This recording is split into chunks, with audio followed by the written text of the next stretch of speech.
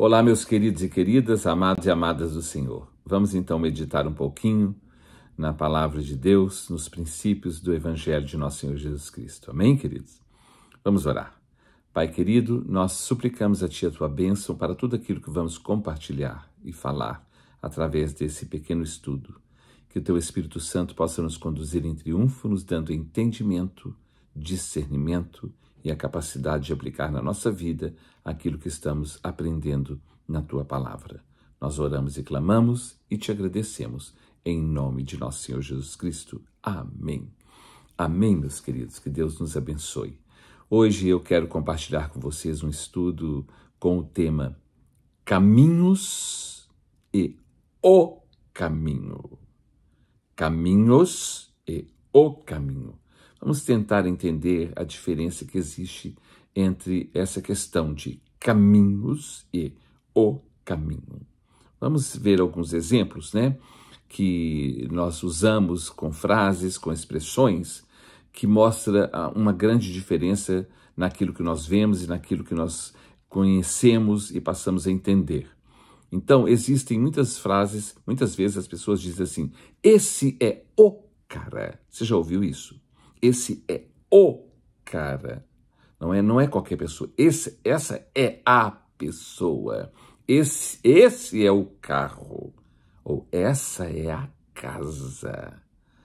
Esse é o lugar. Essa é a pessoa. Não é? Esse é um pronome demonstrativo e o ou a é um artigo definido. Quando nós queremos definir, demonstrar, mostrar e definir, esse é o, ou esse é a, não é? Então, é um artigo definido, é um pronome demonstrativo com artigo definido. E quando queremos identificar bem, com certeza, o que queremos apresentar, usamos o pronome demonstrativo, esse, e o artigo definido, o. Isso para identificar bem o que queremos, o que aceitamos, o que concordamos e reconhecemos. Então, esse é o cara, essa é a casa, esse é o carro, essa é a igreja e esse é o caminho, essa é a verdade. Porque existem caminhos e existe o caminho, não é? Quando identificamos, determinamos, nós dizemos, eu quero esse, os outros podem guardar.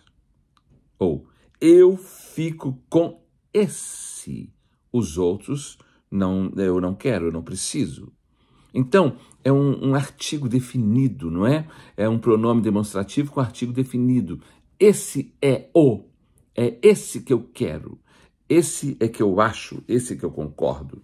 Então, vou tentar falar hoje sobre a diferença que existe entre caminhos e o caminho, analisando o mundo espiritual na vida e comportamento das pessoas em geral no mundo.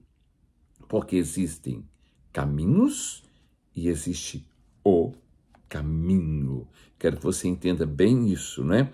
Quando tratamos sobre o assunto relacionado à pessoa de Deus, nós entramos de cara diante de um mundo de religiões, denominações, seitas, crenças, filosofias de todos os tipos e divergências, Deus e o mundo espiritual é apresentado para a humanidade de muitas formas e caminhos diferentes. Formas de crer, de orar, de rezar, de cultuar, de adorar, de manifestar, de obedecer, de seguir, de ofertar, etc, etc. E no meio de tudo isso nós perguntamos, qual é o correto? O que é o correto? O que é certo? Qual é o certo? Qual é a verdade? O que é realmente real? O que é o real? Porque cada pessoa afirma ser a sua crença a certa, a correta. Por isso que as pessoas seguem, por isso que nós seguimos. quando nós acreditamos que aquilo é o certo, é o caminho. Em todas as áreas da vida, quando tratamos da vida moral, social, ética, nós falamos que tem o princípio, ou seja, o princípio é um. Os princípios são os mesmos.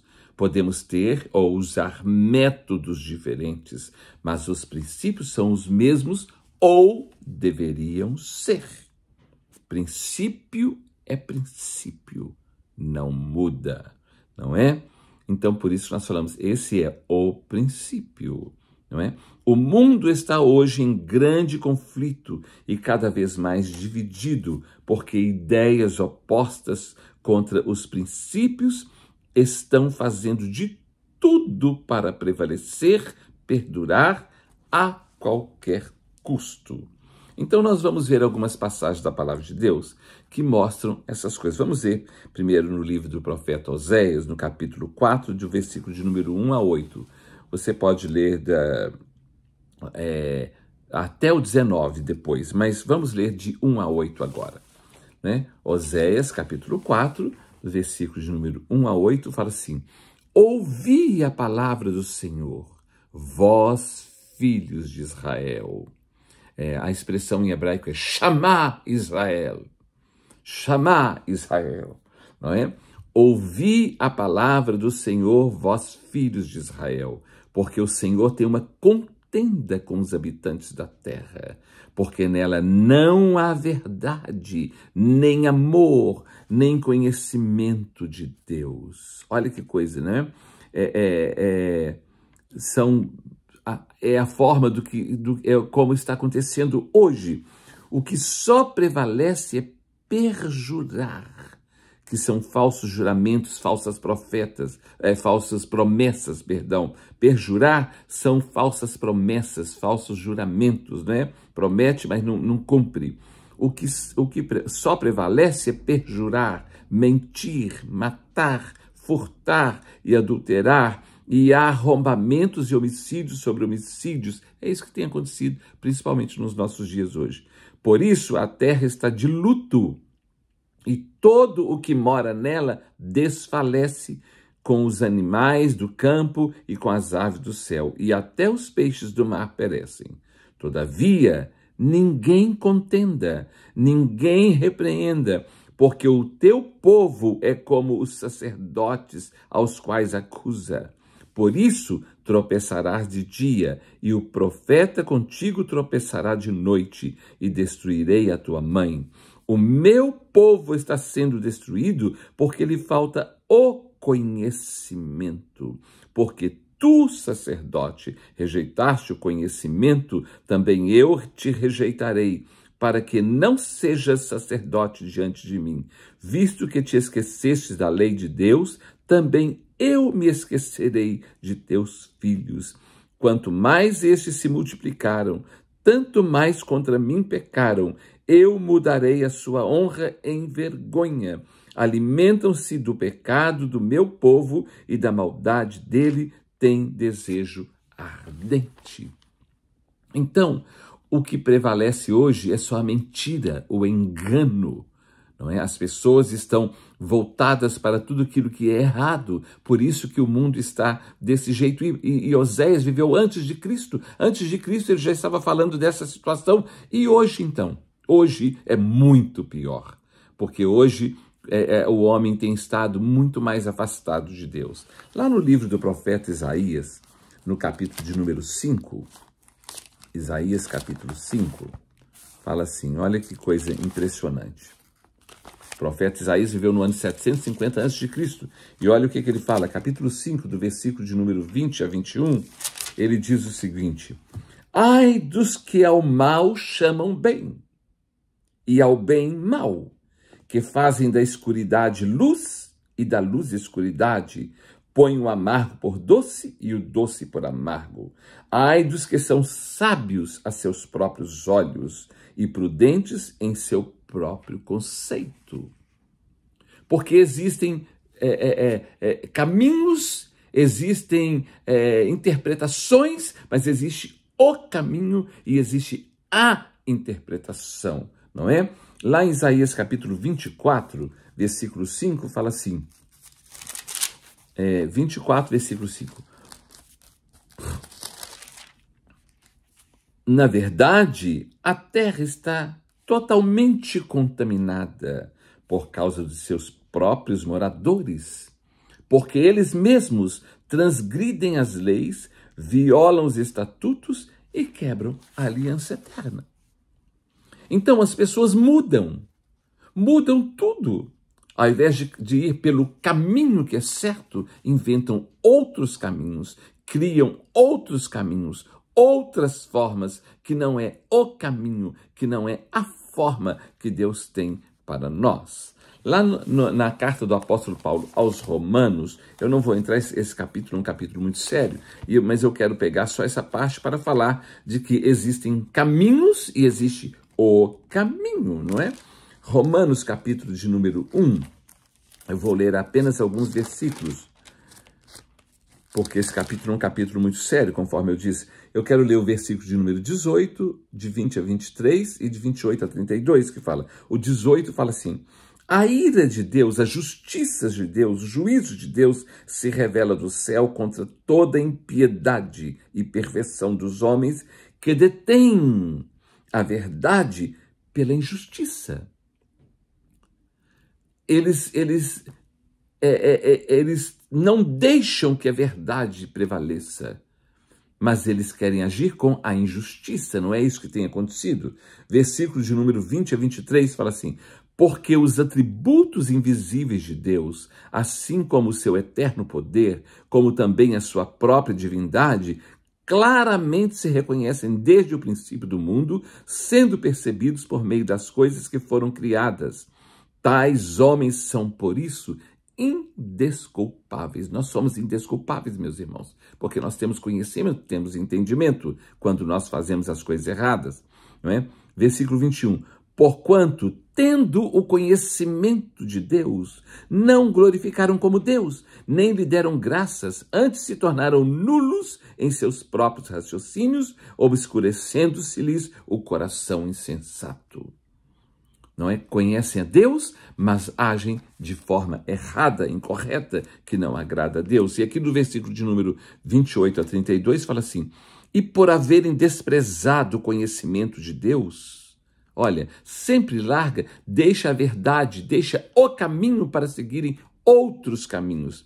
E por haverem desprezado o conhecimento de Deus, o próprio Deus os entregou a uma disposição mental reprovável para praticarem coisas inconvenientes, cheios de toda injustiça, malícia, avareza e maldade, possuídos de inveja, de homicídio, contenda, dolo e malignidade, sendo difamadores, caluniadores, aborrecidos de Deus, insolentes, soberbos, presunçosos, inventores de males, desobedientes aos pais, insensatos, pérfidos, sem afeição natural e sem misericórdia. Ora, conhecendo eles a sentença de Deus de que são passíveis de morte os que tais coisas praticam, não somente as fazem, mas também aprovam os que assim procedem. Eles sabem de tudo, conhecem tudo, sabem da justiça de Deus, conhecem qual que é o caminho correto, mas eles continuam no caminho errado e ainda aprovam, ficam apoiando aqueles que fazem errado, ficam batendo palmas para eles, aplaudindo-os, não é? Lá em 2 Tessalonicenses, o apóstolo Paulo escrevendo aos Tessalonicenses, na segunda carta aos Tessalonicenses, no capítulo de número 2, do versículo de número 7 a 12, fala assim, 2 Tessalonicenses 2, de 7 a 12, quando ele fala sobre o final dos tempos, sobre o aparecimento do iníquo, ele fala: com efeito, o mistério da iniquidade é do pecado, vem do iníquo, aquele que não quer andar debaixo dos princípios, debaixo de leis, debaixo de governo, debaixo da ordem. Vocês estão entendendo? Não é isso que tem acontecido fortemente nos nossos dias, não é? Com efeito, o mistério da iniquidade já opera e aguarda somente que seja afastado aquele que agora o detém. Então será de fato revelado o iníquo, aquele que não aceita as leis de governo, a forma de governo e a ordem, a ética. Será revelado o iníquo, a quem o Senhor Jesus matará com o sopro da sua boca e o destruirá pela manifestação da sua vinda.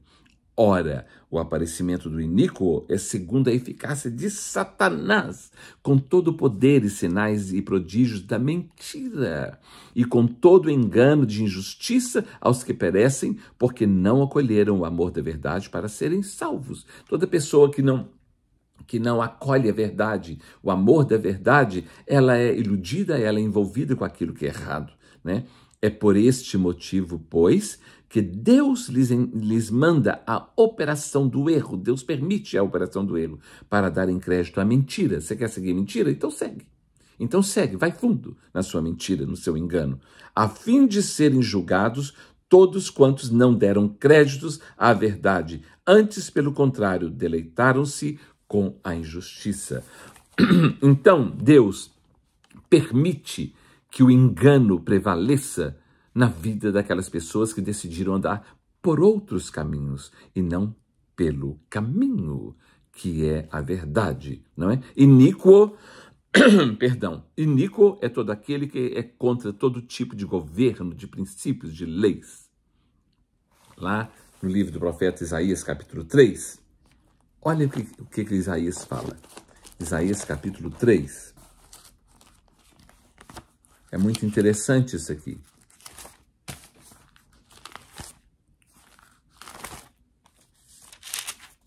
Isaías 3, versículo de número 12. 3:12, fala assim: os opressores do meu povo são crianças, ou seja, são imaturos, são infantis, e mulheres estão à testa do seu governo. Porque naquela época o homem prevalecia mais do que a mulher. E o homem é o cabeça, não é? A mulher, ela tem o seu lugar, sim. Mas olha aqui, não vou entrar nesse detalhe. Os opressores do meu povo, perdão, são crianças e mulheres estão à testa do seu governo. Ó povo meu, os que te guiam te enganam e destroem o caminho por onde deves seguir. Destroem o caminho por onde devem seguir. Então, as pessoas, elas são desviadas para outros caminhos, porque o caminho que ela deveria seguir, outros destroem. Eles dizem que não está certo, que não é, que isso já passou, que já era, que isso não é para agora mais. E mandam que as pessoas saiam do caminho, que é o caminho da verdade, e são guiadas por outros caminhos. O caminho, não é, que devemos seguir. Que caminho devemos seguir? Qual é o caminho? Existem muitos caminhos, mas existe o caminho, não é? Lá em João, no Evangelho de João, capítulo 14, versículo 6, Jesus fala assim: eu sou o caminho e a verdade e a vida, e ninguém, absolutamente ninguém vem ao Pai a não ser por mim. Então Jesus está dizendo: eu sou o caminho e a verdade e a vida, e ninguém vem ao Pai a não ser por mim. Lá na primeira epístola de Paulo a Timóteo, no capítulo 2, versículo de número 5, ele fala assim: porquanto há um só Deus e um só mediador entre Deus e os homens, Jesus Cristo, homem. Então, é o caminho, é Jesus. Ele é o mediador. As pessoas criam outros caminhos, inúmeros caminhos, e criam outros mediadores entre Deus e os homens. Mas a palavra de Deus está dizendo que Jesus disse: eu sou o caminho. E ele é o único mediador entre Deus e os homens, não é?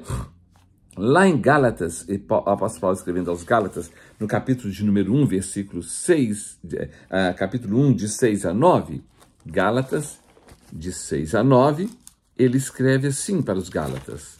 Eu já falei que os Gálatas eram inconstantes, levados por tudo quanto é tipo de doutrina, tudo quanto é assunto. Quando chegava um ensinando um outro caminho, era por eles que eles seguiam. E então o apóstolo Paulo, escrevendo aos Gálatas, ele fala aqui no capítulo 1, de 6 a 9. Eu estou admirado que vocês estão passando tão depressa daquele que vos chamou na graça de Cristo para outro evangelho, o qual não é outro senão que há alguns que vos perturbam e querem perverter o evangelho de Cristo. Mas ainda que nós mesmos ou um anjo vindo do céu vos pregue evangelho que vá além do que vos temos pregado, seja anátema, seja amaldiçoado. Assim como já dissemos e agora repito, se alguém vos prega evangelho que vá além daquele que recebestes, seja anátema. Porque o evangelho é um. Não existe o evangelho segundo fulano, segundo Beltrano, segundo Ciclano. Não, o evangelho é um. É o evangelho, porque o evangelho é o próprio Senhor Jesus, não é?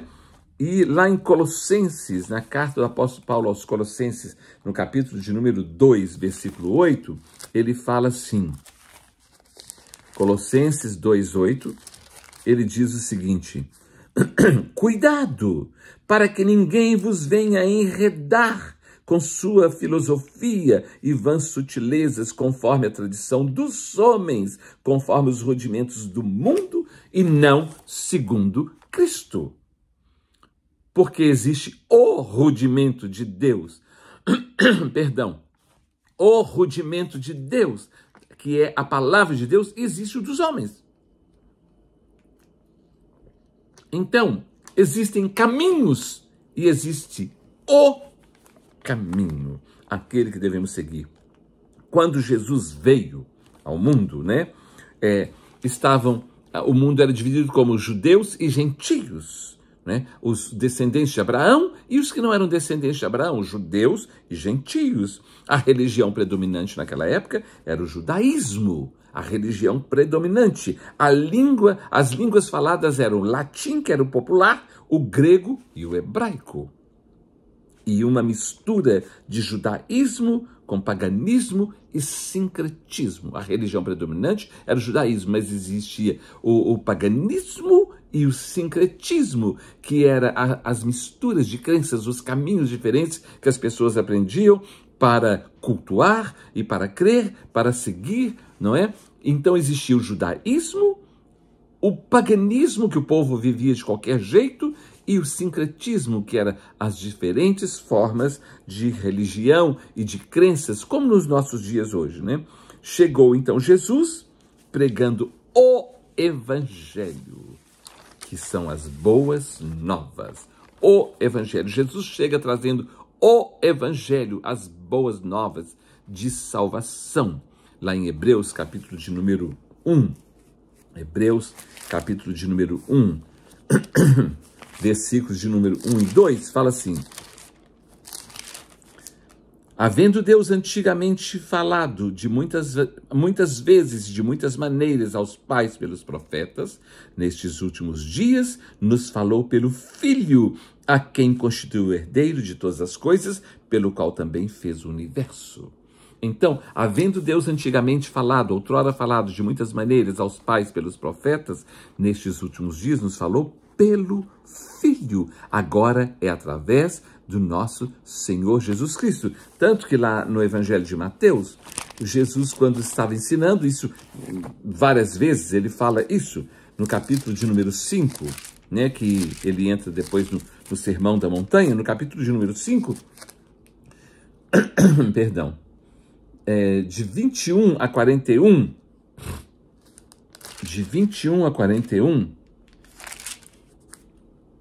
ele fala assim: ouvistes o que foi dito aos antigos, não matarás.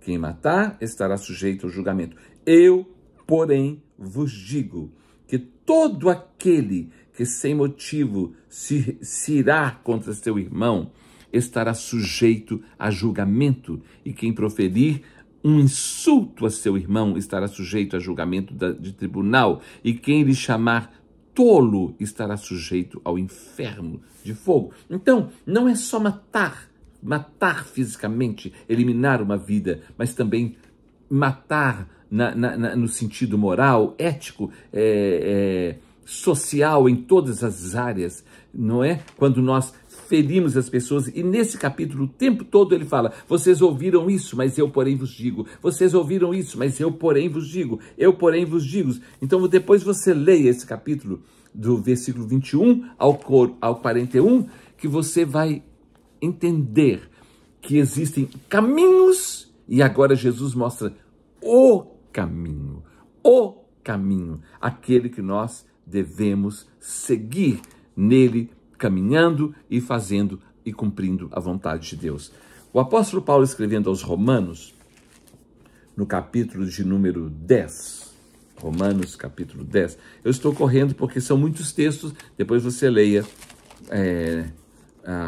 na sua casa, né? Quando você tiver um tempinho, você leia o texto completo de Mateus capítulo 5, 21 a 41, por exemplo. Agora, Romanos capítulo 10, de 1 a 4, está escrito assim, Romanos 10, de 1 a 4, o apóstolo Paulo escreve: Irmãos, a boa vontade do meu coração e a minha súplica a Deus a favor deles são para que sejam salvos, porque lhes dou testemunho de que eles têm zelo por Deus. Preste atenção nisso.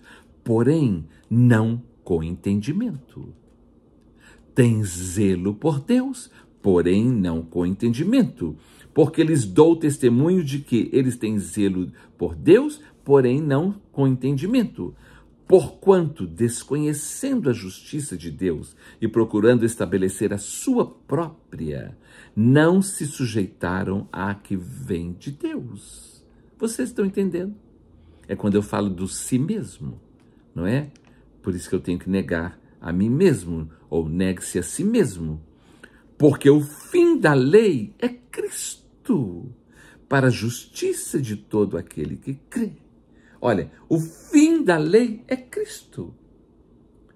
Porque agora o caminho é Jesus, não é lei, é Jesus. Nós não vamos andar debaixo de lei. Mas o que acontece? Quando você tem Jesus, você não precisa de lei. Você vai caminhar no caminho certo, no caminho correto. Você vai entender que o caminho certo é nesse que nós devemos andar. O apóstolo Paulo, escrevendo aos Colossenses, no capítulo de número 2, aos Colossenses, no capítulo de número 2, hoje estou com esse bichinho do ran-ran na minha garganta, mas não é nada não. Capítulo 2, de 13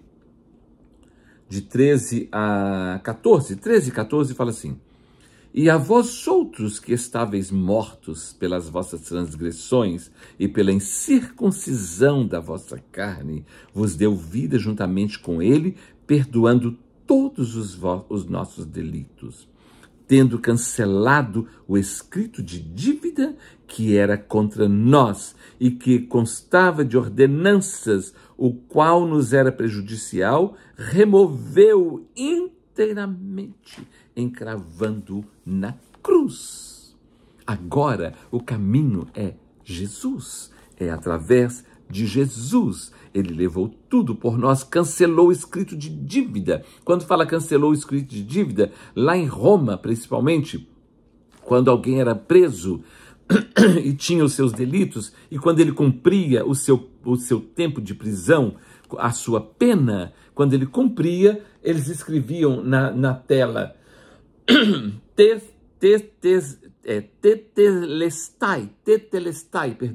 tetelestai, que significa foi pago, cumpriu a dívida, está livre. Foi o que Jesus disse na cruz, tetelestai, está consumado, está cumprido, o preço foi pago, não é? É uma coisa impressionante que quando Martinho Lutero estava fugindo porque ele foi perseguido por causa da reforma,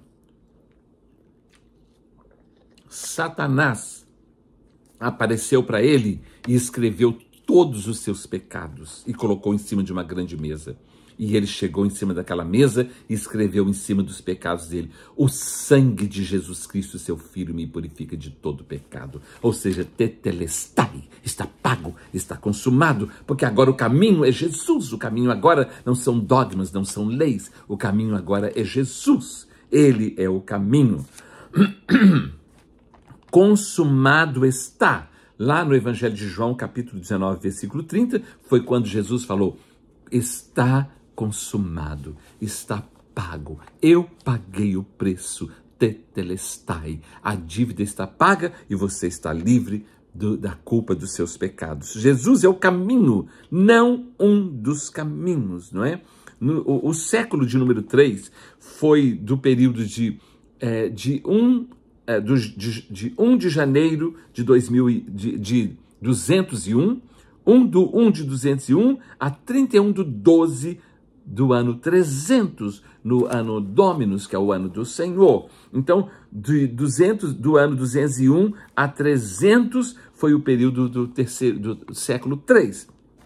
E no século 4, quando Constantino, imperador, não é? Que foi imperador de Roma, do ano 306 a 337, esse imperador foi o segundo imperador de Roma. Ele tem uma experiência uma experiência de conhecendo o Evangelho, e no século IV, através de Constantino, surgiu a religião do cristianismo, porque Constantino creu no Evangelho, aceitou o Evangelho, ele disse que teria que seguir o Evangelho e falou com as pessoas que todos eram obrigados a seguir o Evangelho. E nós vamos ver, só que não como o povo passou a seguir, não como conversão, mas por obrigação, e porque Constantino, como imperador, ele estava ordenando, e as pessoas iam de mau grado, faziam de mau grado, então ele tinha que agradar o povo, para que as pessoas pudessem seguir. Então, no século IV, através de Constantino, surgiu a religião do cristianismo, né? Por causa dos seguidores de Cristo, que eram chamados de cristãos. Então Constantino criou a religião do cristianismo, e foi quando chamou a igreja, o povo que seguia, de a igreja católica, que significa universal. Isso foi através de Constantino, no século de número 4. Ou seja, a partir do século 4, por causa das reformas feitas por Constantino, surgiu a partir daí a religião do cristianismo. Porque antes as pessoas seguiam o caminho, que é Jesus. Agora, através de Constantino, para que o povo pudesse seguir, então ele criou a religião do cristianismo e passou a existir o cristianismo.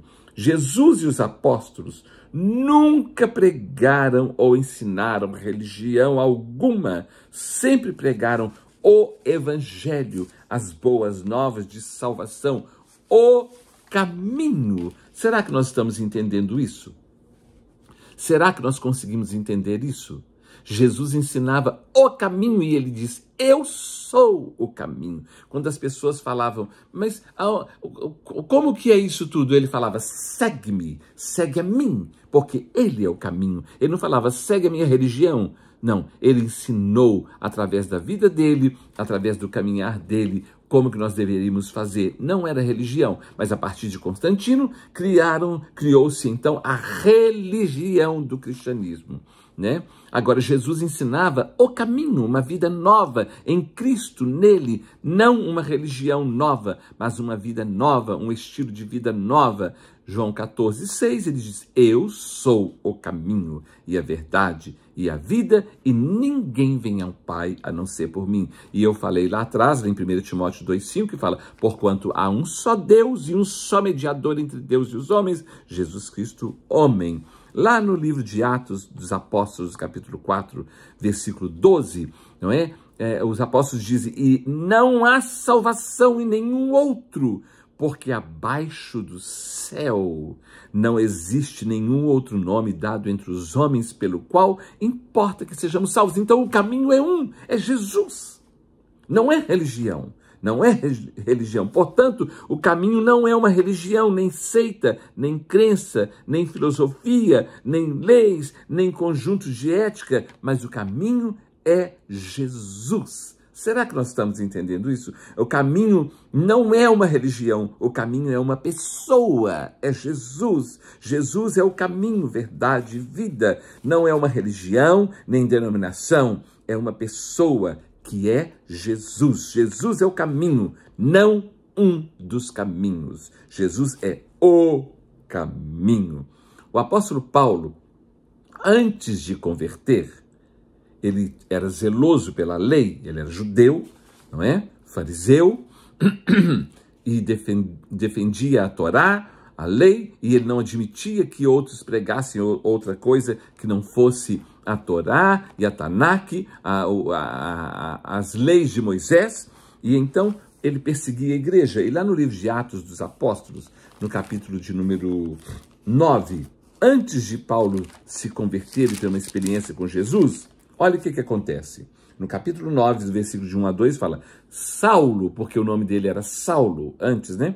Saulo, respirando ainda ameaças e morte contra os discípulos do Senhor, dirigiu-se ao sumo sacerdote e lhes pediu cartas para as sinagogas de Damasco, a fim de que, caso achasse alguns que eram do caminho, assim homens como mulheres, os levasse presos para Jerusalém. Ele estava pedindo uma carta de autorização para que pudesse perseguir e prender aqueles que eram conhecidos como os do caminho, que é Jesus. Vocês estão entendendo? Será que nós estamos entendendo que existem caminhos, mas existe o caminho? Então, Saulo, antes de ser apóstolo Paulo, ele perseguia a igreja do Senhor e ele dizia: eu quero perseguir aqueles que dizem que são do caminho, o caminho que é Jesus. Aí depois Saulo teve uma experiência com Jesus e ele se converteu, o seu nome foi chamado agora de Saulo, trocado para Saulo, não é? E no capítulo de número 24, agora ele já está pregando o evangelho, agora ele é perseguido por causa do caminho, porque agora ele está no caminho, que é Jesus. Então, no capítulo 24, do versículo de número 14 a 16, está escrito assim: porém, confesso-te, isso Paulo, quando foi preso, estava se defendendo. Ele fala: porém, confesso-te que, segundo o caminho a que a chamam seita, assim eu sirvo a Deus, ao Deus de nossos pais, acreditando em todas as coisas que estejam de acordo com a lei e nos escritos dos profetas, tendo esperança em Deus, como também este a tem, de que haverá ressurreição, tanto de justos como de injustos. Por isso também me esforço por ter sempre consciência pura diante de Deus e dos homens. Mas olha, ele fala assim: porém confesso-te que, segundo o caminho a que vocês chamam de seita, assim eu sirvo a Deus. Agora ele está andando no caminho, através de nosso Senhor Jesus Cristo, não em outros caminhos, mas no caminho. Será que nós estamos entendendo isso? Quando nós andávamos conforme os nossos conceitos, os nossos entendimentos, o nosso entendimento e outras crenças, nós andávamos por outros caminhos, mas quando nós encontramos Jesus, nós passamos a andar no caminho, porque Jesus é o caminho, né? Com a conversão de Constantino, conversão entre aspas, porque ele aceitou, ele creu, não é? Ele concordou, ele aceitou plenamente, mas ele misturou muitas coisas. Com a conversão de Constantino, aceitando e crendo no Evangelho de Jesus, sua mãe Helena, que é Helena de Constantinopla, também creu no Evangelho aceitou e passou a seguir. Mas como Constantino, não é? Havia aquela influência do sincretismo, do paganismo e do judaísmo.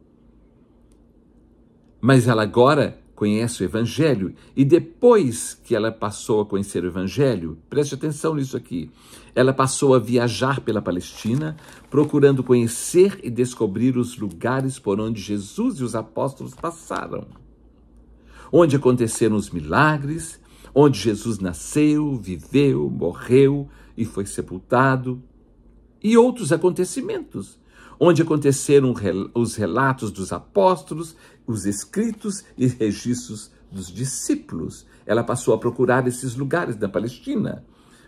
Eu quero saber aonde foi que Jesus nasceu, aonde foi a casa de Maria, aonde foi a casa disso, aonde que aconteceu isso, aonde que surgiu essas... Ela começou a procurar e a registrar esses lugares. Então, Helena de Constantinopla passou a ser conhecida e chamada como a padroeira dos arqueólogos. A padroeira dos arqueólogos, Helena de Constantinopla, buscando descobrir e conhecer os lugares por onde Jesus e os apóstolos passaram e onde as coisas importantes acerca de Jesus e dos discípulos e dos apóstolos aconteceram, né? E ela marcou e registrou os lugares, demarcando como lugares e denominando como lugares sagrados, não é? E passou a existir, então, o sagrado, né? Esses lugares considerados por Helena como sagrados passaram a ser visitados e venerados até aos nossos dias, não é? Com caravanas do mundo inteiro viajando para conhecer e peregrinações. Por causa da influência tanto do sincretismo como do paganismo, começaram a erigir templos nesses lugares para demarcar e o povo poder visitar, para fazerem romarias e peregrinações. Os lugares passaram a ser registrados, chamados como sagrados. Então, a partir daí, passou a existir o santo e o sagrado. Será que nós estamos entendendo? Será que nós estamos entendendo isso? Olha como que as coisas começam a misturar e a complicar, a mesclar com outras coisas, e as pessoas aceitam e passam a viver naquela mistura de caminhos e esquecem de Jesus, que é o caminho, do Evangelho de Nosso Senhor Jesus Cristo, que é o caminho, não é? Então construíram templos, basílicas, como é a Basílica do Santo Sepulcro, e Helena de Constantinopla se tornou e passou a ser consagrada como a Santa Helena. Helena ordenou a construção das igrejas da Natividade em Belém, do Santo Sepulcro em Jerusalém e outros, né? Passou então a existir no mundo religioso o santo e o sagrado. No mundo eclesiástico religioso passou a existir então o santo e o sagrado. Só que o que é santo vem de Deus. O sagrado vem do homem, porque é a invenção do homem, da religiosidade. Esse lugar é sagrado, essa coisa é sagrada, não é? Mas Deus ensinou que aquilo que segue a Ele, que está debaixo do seu comando, que está com Ele, é santo, é separado para Ele. Então não existe o santo e o sagrado. Mas as pessoas passaram a chamar coisas e lugares de sagrado, e o povo passou a venerar aquilo. E começam a misturar as coisas e a confundir e a viver outros caminhos, saindo do caminho que é o Evangelho, que nos ensina como que nós devemos seguir realmente. Espero que estejamos entendendo. Começa a mistura de Evangelho com sincretismo, que são as diferentes formas de crer, com paganismo, que é a forma de entendimento das pessoas no mundo, com filosofias, surgindo por isso as inúmeras religiões, denominações, seitas, etc., que não foi criada por Jesus, nem por Deus, nem pelos apóstolos. Então passaram-se a existir as religiões, denominações, seitas, filosofias, tudo em um mundo eclesiástico totalmente misturado. Gálatas, o apóstolo Paulo escrevendo aos Gálatas no capítulo 2, Gálatas capítulo 2, de 11, deixa eu ver aqui, Gálatas 2, de 11 a 14, eu vou ler até o 21, fala assim: quando, porém, Cefas veio a Antioquia, resistir-lhe face a face, porque se tornara repreensível. Preste atenção, Paulo repreende a Pedro e mostra a justificação pela fé em Cristo Jesus. Olha, quando, porém, Cefas veio a Antioquia, resistir-lhe face a face, é Pedro, ele está falando de Pedro, porque se tornara repreensível. Pedro teve um encontro com Jesus, mas vamos ver o que estava acontecendo. Com efeito, antes de chegarem alguns da parte de Tiago, comia com gentios. Quando, porém, chegaram, afastou-se e, por fim, veio a apartar-se, temendo os da circuncisão. Ele começa a ter medo daqueles que são judeus, porque agora ele era cristão e ele começa então a ficar preocupado com essa situação. E também os demais judeus dissimularam com ele a ponto de o próprio Barnabé ter se deixado levar pela dissimulação deles. Estão entendendo? Começa a influência do judaísmo naqueles que estão agora seguindo o caminho que é Jesus. Não o cristianismo criado por Constantino, não a religião do cristianismo, mas o cristão que segue o caminho. Quando, porém, vi que não procediam corretamente segundo a verdade do evangelho, disse a Cefas, que é Pedro, na presença de todos: se sendo tu judeu, vives como gentio e não como judeu, por que obrigas os gentios a viverem como judeus? Olha a confusão. Nós, judeus por natureza, e não pecadores dentre os gentios, sabendo, contudo, que o homem não é justificado por obras da lei, e sim mediante a fé em Cristo Jesus, também temos crido em Cristo Jesus para que fôssemos justificados pela fé em Cristo, e não por obras da lei, pois por obras da lei ninguém será justificado. Vocês estão entendendo, meus amados?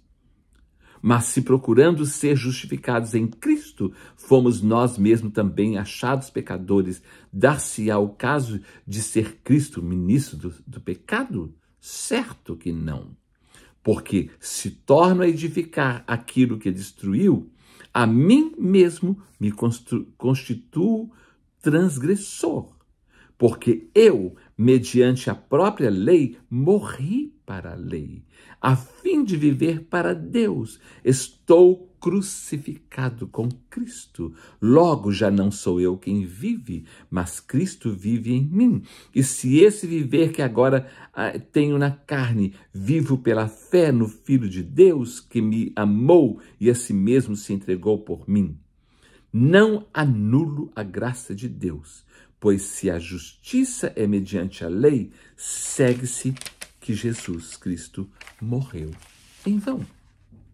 Então, ele agora está falando, porque Pedro, não é, que eles chamam de Cefas, Pedro estava misturando as coisas, judaísmo com o caminho, com o ensinamento do evangelho de Jesus e cobrando determinadas coisas das pessoas. Vocês estão entendendo como hoje as pessoas começam a misturar, não tem que fazer isso, tem que fazer aquilo. Se não for assim, não, Jesus é o caminho. E Jesus falou, segue-me, segue-me. Quando nós seguimos Jesus, o caminho é diferente, porque ele é o caminho. E lá em Gálatas capítulo 3, olha aqui do versículo 1 em diante, fala assim, ó Gálatas insensatos, quem vos fascinou a vós outros ante cujos olhos foi Jesus Cristo exposto como crucificado. Quero apenas saber isso de vós. Recebestes o Espírito pelas obras da lei ou pela pregação da fé? Sois assim insensatos que, tendo começado no Espírito, estejais agora vos aperfeiçoando na carne. Começa pelo caminho, começa seguindo o que Jesus está falando e agora começa a misturar as coisas e andar segundo a carne. Terá sido em vão que tantas coisas sofrestes? Se na verdade foram em vão, né? Se na verdade foram em vão. Aquele, pois, que vos concede o Espírito e que opera milagres entre vós, porventura o faz pelas obras da lei ou pela pregação da fé? Vocês estão entendendo, meus amados? Existem caminhos e existe o caminho. É o caso de Abraão, que creu em Deus e isso lhe foi imputado para a justiça. Sabei, pois, que os da fé é que são filhos de Abraão. Ora, tendo a Escritura previsto que Deus justificaria pela fé os gentios, preanunciou o Evangelho a Abraão. Em ti serão abençoados todos os povos, todas as famílias da terra, de modo que os da fé são abençoados com o crente Abraão. Todos quantos, pois, são das obras da lei estão debaixo da maldição, porque está escrito: maldito todo aquele que não permanece em todas as coisas escritas no livro da lei para praticá-las. E é evidente que, pela lei, ninguém é justificado diante de Deus, porque o justo viverá pela fé. Ora, a lei não procede de fé, mas aquele que observar os seus preceitos, por eles viverá. Cristo nos resgatou da maldição da lei, fazendo-se ele próprio maldição em nosso lugar, porque está escrito: maldito todo aquele que for pendurado em madeiro. Não é? Jesus deu a sua vida por nós para que nós pudéssemos viver agora por causa do seu sacrifício e não por causa da lei, para que a bênção de Abraão chegasse aos gentios em Jesus Cristo, a fim de que recebêssemos pela fé o Espírito prometido. Deixa eu ver aqui até onde nós vamos ler. Eu vou ler até o 29, amém? 15 agora. Irmãos, falo como homem. Ainda que uma aliança seja meramente humana, uma vez ratificada, ninguém a revoga ou lhe acrescenta alguma coisa. Ora, as promessas foram feitas a Abraão e ao seu descendente. Não diz, e aos descendentes como se falando de muitos, porém como de um só. E ao teu descendente, que é Cristo. E digo isto, uma aliança já anteriormente confirmada por Deus, a lei que veio 430 anos depois, não a pode abrogar, de forma que venha a desfazer a promessa. Porque se a herança provém de lei, já não decorre de promessa, mas se foi pela promessa que Deus a concedeu gratuitamente a Abraão. Qual, pois, a razão de ser da lei? Foi adicionada por causa das transgressões, até que viesse o descendente a quem se fez a promessa, e foi promulgada por meio de anjos pela mão de um mediador. Ora, o mediador não é de um, mas Deus em um, não é? Está falando de Jesus, que é o mediador.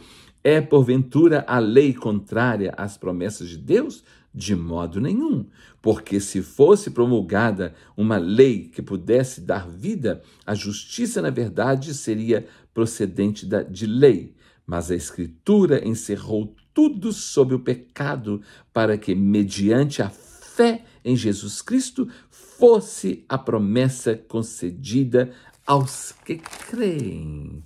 Vocês estão entendendo? Vamos ler até o 29. Mas antes que viesse a fé, estávamos sobre a tutela da lei e nela encerrados para essa fé que, de futuro, haveria de revelar-se. De maneira que a lei nos serviu de aio, de guia, para nos conduzir a Cristo, a fim de que fôssemos justificados por fé, pela fé. Mas tendo vindo a fé, já não permanecemos subordinados ao aio, ao guia, à lei, pois todos vós sois filhos de Deus mediante a fé em Cristo Jesus, porque todos quantos fostes batizados em Cristo Jesus, vos revestiste, de Cristo Jesus vos revestiste, perdão. De Sarte, não é? Não pode haver judeu, nem grego, nem escravo, nem liberto, nem homem, nem mulher, porque todos vós sois um em Cristo Jesus. E se sois de Cristo, também sois descendentes de Abraão e herdeiros segundo a promessa.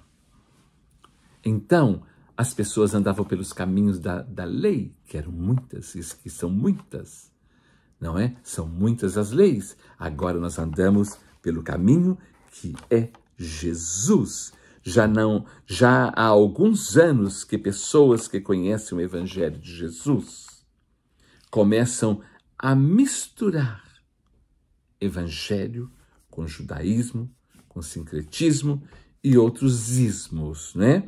Quando não é isto que aprendemos em Jesus e aprendemos dele no seu Evangelho. Começam a aplicar e a praticar rituais, cultos, como se fossem instruções de Jesus, quando não é. Será que nós estamos entendendo isso? Será que nós conseguimos entender isso? Ah, precisa colocar o talite na cabeça. Ah, precisa fazer isso. Ah, precisa fazer... Não. O caminho, Jesus falou, segue-me, eu vou te mostrar como que é.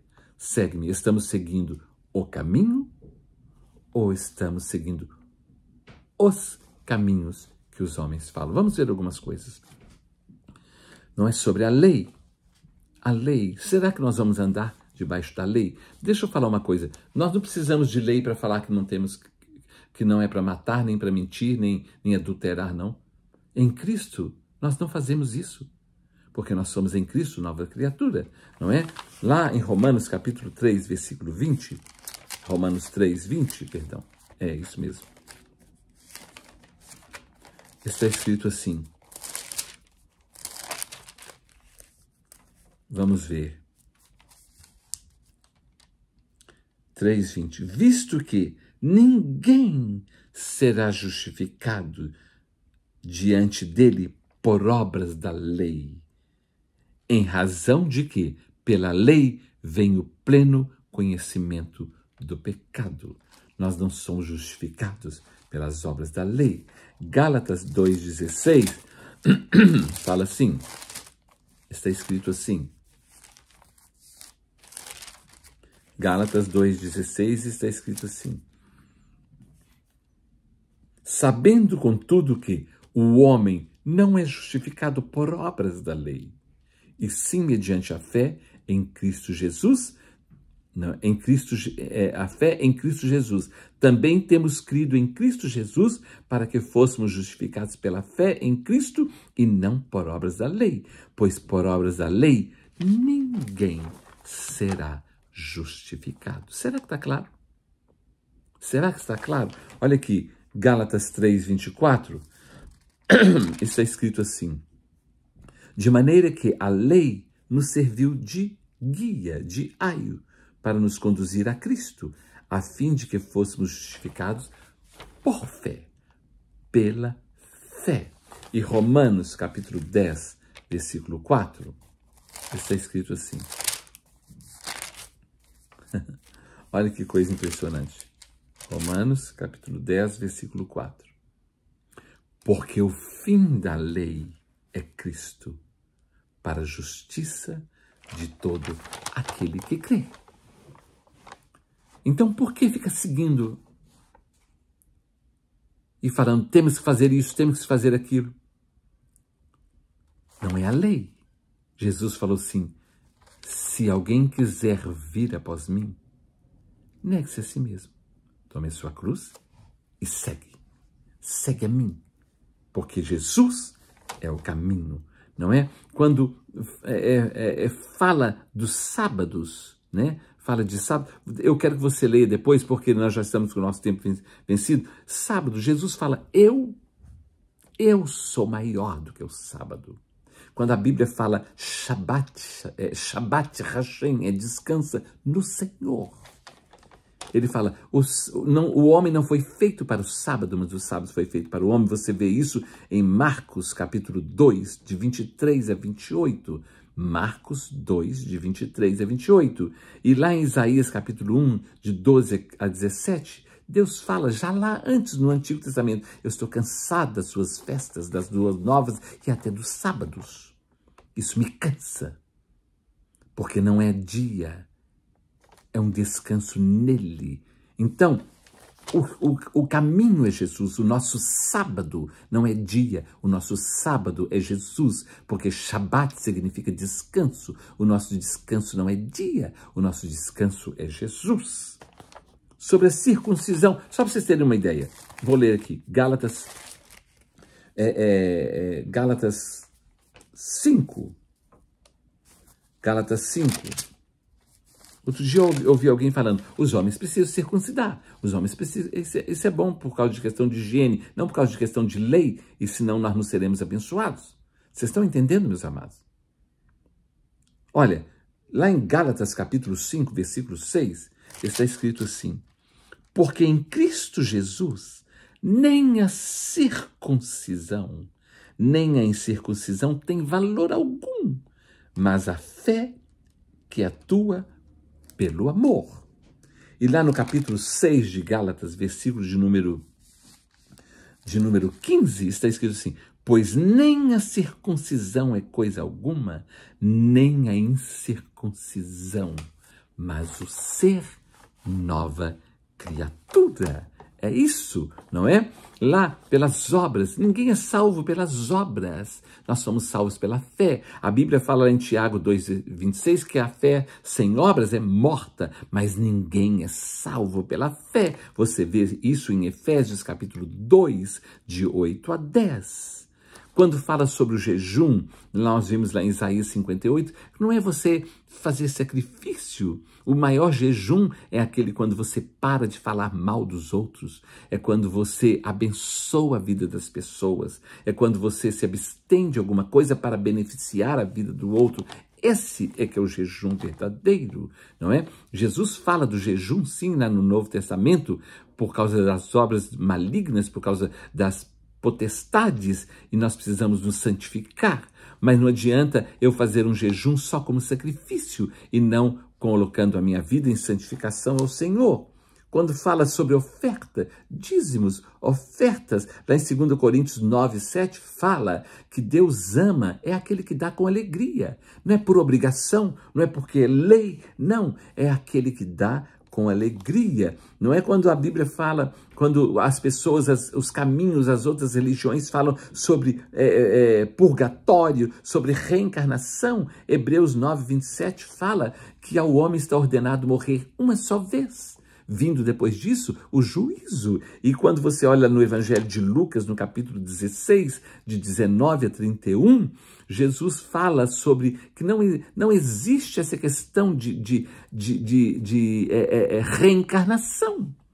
Não existe. Leia o capítulo 16 do Evangelho de Lucas, do versículo 19 a 31. Leia com bastante atenção que você vai entender sobre isso. Não é? Que não existe, porque quem crê em reencarnação não pode crer na ressurreição. Isso é muito sério, meus irmãos. Quando a Bíblia fala de sacrifícios e as religiões falam, as religiões ensinam sacrifícios de uma forma, mas a Bíblia fala que sacrifícios agradáveis a Deus são um coração quebrantado e contrito.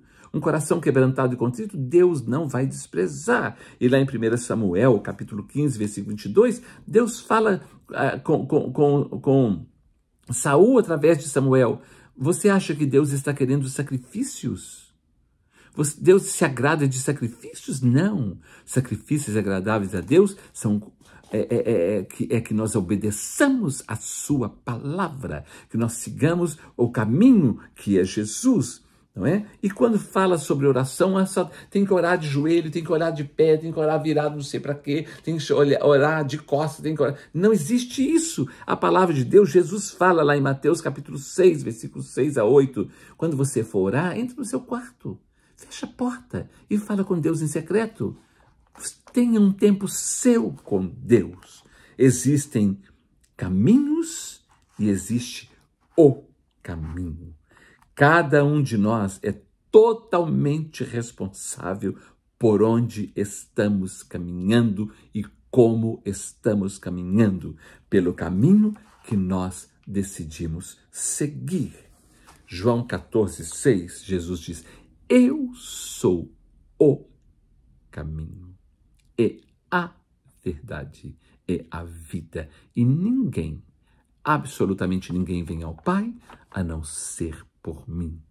Então, ele é o caminho, né? O caminho não é uma religião, o caminho não é uma denominação, nem um mundo eclesiástico religioso, nem seitas, nem filosofias, e muito menos um conjunto de ética. O caminho é uma pessoa. O caminho é Jesus. Nós precisamos seguir Jesus.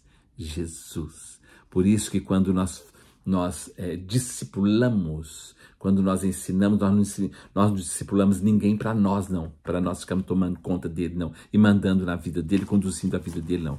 Nós discipulamos para Jesus. Porque nós temos que ensinar aquele que nós discipulamos que ele tem que seguir a Jesus e não a nós. Jesus. Jesus é o caminho, a verdade e a vida. Ninguém vai ao Pai senão por ele. Então, o caminho não é uma religião. O caminho não é uma denominação.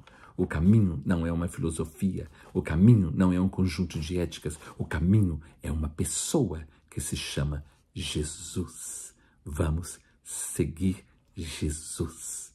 Que Deus abençoe a todos nós. Amém.